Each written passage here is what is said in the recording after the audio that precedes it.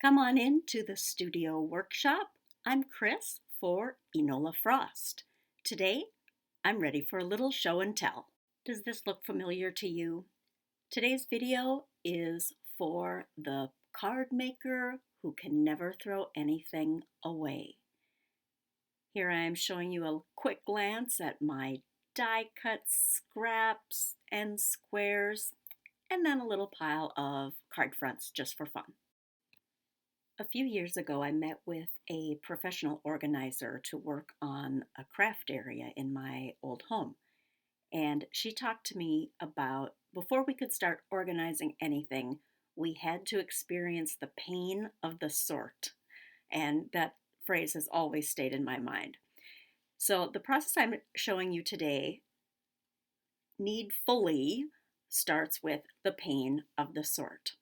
I have a few of these little see-through pencil cases where I previously organized some scraps in color families. These aren't all of the color families, obviously, but a few that I could work with for today. Once I unpacked those, I grabbed my catch-all container and started to sort the items that were new. As you can see, I like blues and purples. I like greens, and I realized I didn't really have a true red pile, so that is going off to the right. Off to the left, off screen, there are two things that you can't see. One is my newly created neutrals pile, and the other is my garbage can. That's where the cat goes.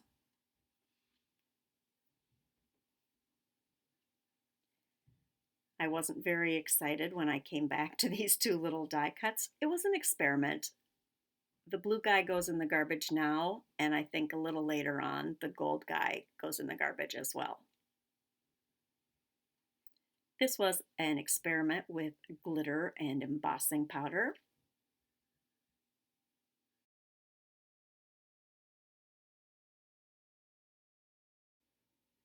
Since I last went through this process, I did devote a small drawer to card fronts that I typically have cut to 4 inches by 5¼ inches.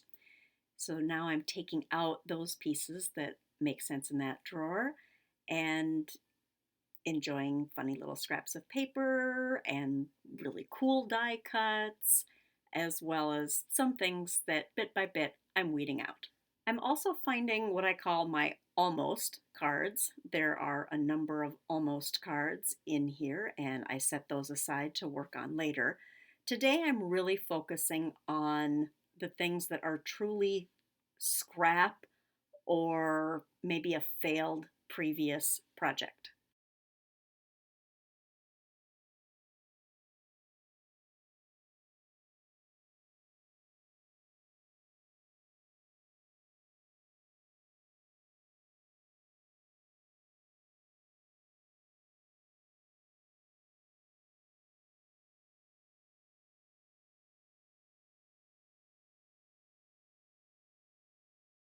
Once I have all of my little boxes and storage containers sorted out into color families, this is what is on the top of my desk. My goal today is threefold. I want to clean up, I want to make some cards, and I want to use what I have. So, colored die cuts from Lawn Fawn go in the little box. My Mama Elephant Agenda Girls go there. And then some odds and ends that will probably end up getting thrown away are stored away. And everything I have left, frames, sentiments, panels, general die cut pieces, are in piles now.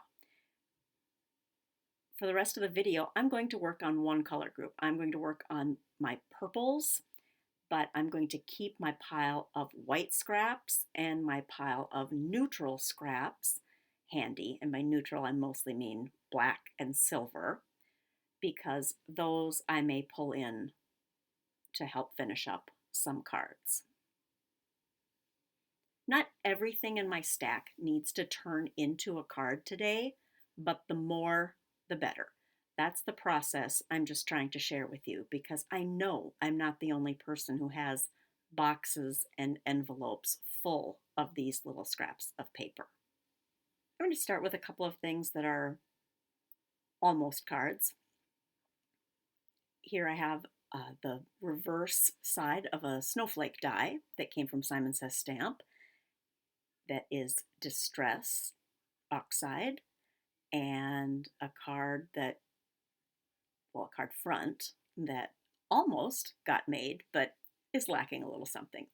So I start to look through my card fronts. I'm looking for some solid colors that will match the inks or the pattern papers on the front of these. Oh, that was magical, turning that card upside down. Now I have these fun die cuts that were from specialty paper in the August 2019 My Monthly Hero set, and I really like them and I like the sheen, but they're turning out to be a little too blue for a lot of my purples. So I'm just piling things up, pairing things together to see what might speak to me here. Kind of liking how the sweet nestles in under those stars. And now here I'm starting to think I do want a larger sentiment to go across my snowflake, but I already know too, I need to die cut one of the detailed snowflakes to situate on top of that. It's really not going to look right to me. Right now it looks more like a flower. So that's a start. I'm setting them aside. Now, here we go. Oh, that purple is just not matching what I have in my stash. I really struggle with these memory box dies. I love them, they're beautiful and they're detailed, but when I end up with that circle on top of a square background, I'm not sure what to do with the space because I mostly make A2 size cards. So I feel like I'm forced in to putting the square up at the top and a sentiment on the bottom. I know that's not true, but that's how I feel pigeonholed. Now this little circle, without the square background, it seems a little more flexible to me. So I'm going to my card fronts. I really like polka dots. This has some promise, but that red is a little too bright. So I find another red that I like a little bit better, but it needs that pink to it. So what I think I'm going to do is use those together, but end up inking around some of the edges to bring a little pink back to it, because even though it's hard to see on camera, there is definitely a pink tinge to the red on that circle around the rose. I remembered that I had this larger love die cut, and I think it's bold enough and would fit nice in that white space.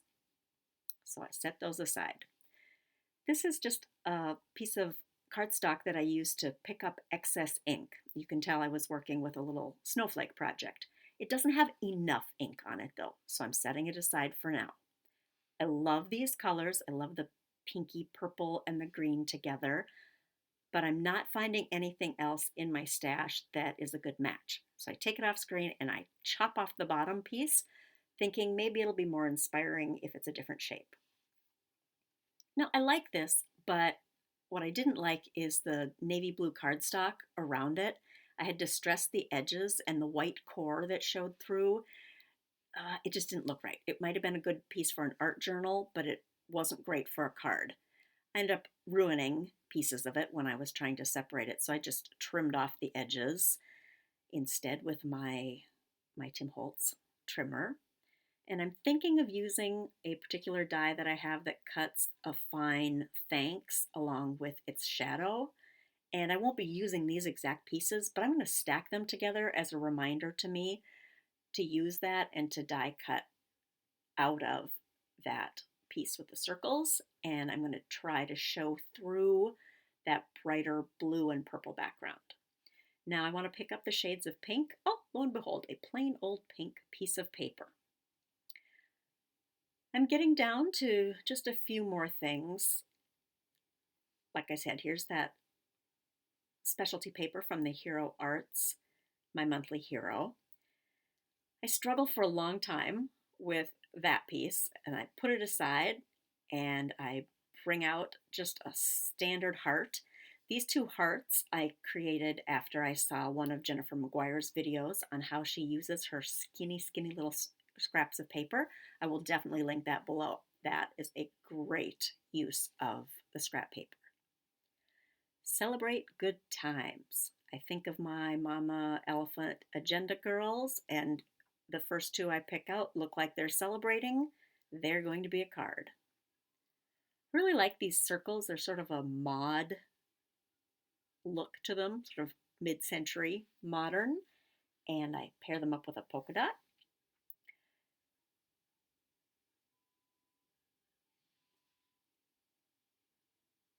Still not sure what to do with those pieces. So I chop up the color blended piece with the die cut over the top. They will end up being an element like the ones I mentioned were inspired by Jennifer McGuire. That's it for today's auditioning process. After I finished recording the video, I went and got to work on actually making some of the cards.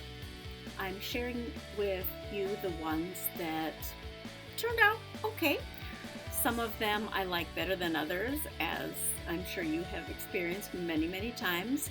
A few that I thought would come together, I completely ruined. I tried something and it didn't work. Some of those were learning experiences, some were just fails, and that's okay. I did make some cards. I'm showing you the ones that I had kind of mentally put together in the video, but the truth is, while I was moving things around, I actually found a few more inspiring pieces and randomly pulled those together. So I really did end up with about a dozen cards out of that session. And I'm pleased with that. I met my goals. I cleaned up, I made some cards, and I used what I have.